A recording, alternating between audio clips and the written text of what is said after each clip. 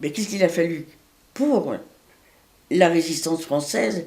Il a fallu qu'ils construisent des usines pour nous envoyer des armes, pour nous envoyer de la nourriture, pour nous envoyer des médicaments et des pansements.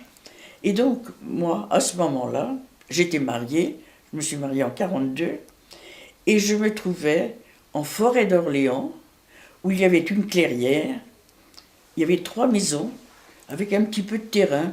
Mais dans une clairière, c'était pas immense, il y avait quelques hectares. Et ma fille est née là, en forêt d'Orléans. Et là, il y a eu un noyau de résistance. Et chez nous, il y avait les parachutages. Alors, on demandait des chaussures, on demandait à manger, on demandait des armes aussi. Et donc, les avions passaient, on avait juste soit des poteaux forts, soit des lampes, des petites lampes, pour guider. Il n'y avait pas beaucoup de place dans cette carrière.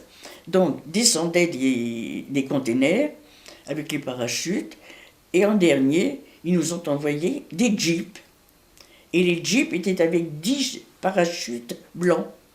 Alors il y avait des parachutes bleus pour les armes, les containers qui contenaient des armes. Il y avait des parachutes marrons. Et puis il y avait des containers où il y avait des boîtes de survie. Et alors pour l'alimentation, il y avait des boîtes de haricots.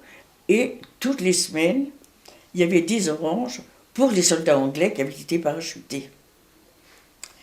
Et malheureusement, de ces soldats anglais, il n'y en a pas eu un qui a réchappé, parce qu'un jour, ils avaient été invités dans une ferme, ils étaient 18. Donc ils étaient dans 2 jeeps, et Chambon-la-Forêt, où il y a cette clairière, la forêt fait comme une plateforme, et le reste de la route baisse comme ça. Ils ont été dénoncés. Quand ils ont descendu la côte avec les 2 jeeps, les Allemands les attendaient en bas. Il n'y a pas eu un rescapé.